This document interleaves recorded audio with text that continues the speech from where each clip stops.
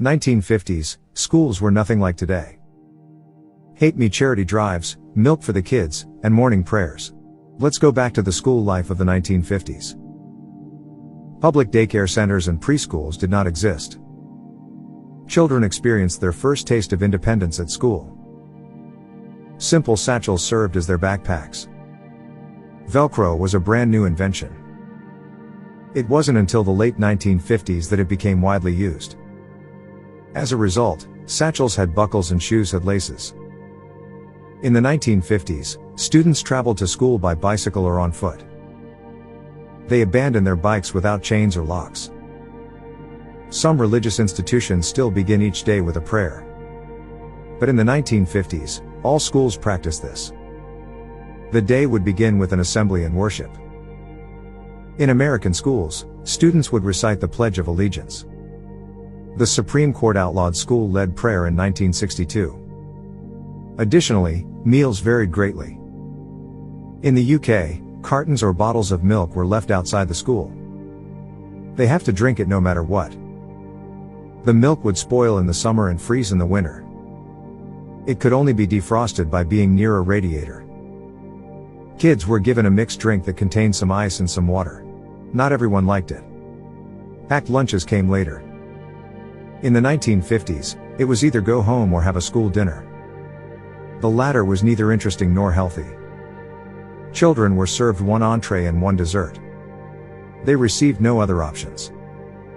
They had to eat everything on their plate. This resulted from the 1940s rationing mentality. Meat stews with turnips and mashed potatoes were served as the main course. It was either sponge cake or custard for dessert. Children today take part in many different charitable events. These include dress-down dates, baking sales, and sponsored races. Yet, in the past, there wasn't much extra money available. In Britain, kids would collect halfpennies. Everyone had some extra halfpennies to spare. Every child would bring in their collection. Each class would put their halfpennies in a line.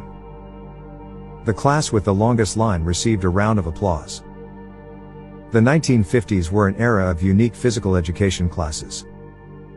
Instructors would broadcast music and movement on the radio. Students have to follow the dancing instructions. They were also instructed in the art of Maypole dance. They performed their routines around the school or town Maypole. Children had to go outdoors for break whether it was sunny or rainy. If they were caught, they were given detention. When the weather was truly bad, children could stay indoors. But they had to make good use of their time. Some people recall taking ballroom dancing lessons. But it wasn't all just for fun. Schools imposed a certain level of etiquette and order. Girls were restricted from wearing anything except dresses or skirts. Students had to follow discipline and be quiet. Parents had no problem with corporal punishment. Boys would be punished to caning, spanking or paddling. Girls would be slapped on their knuckles with rulers. Thankfully, this practice is now gone forever.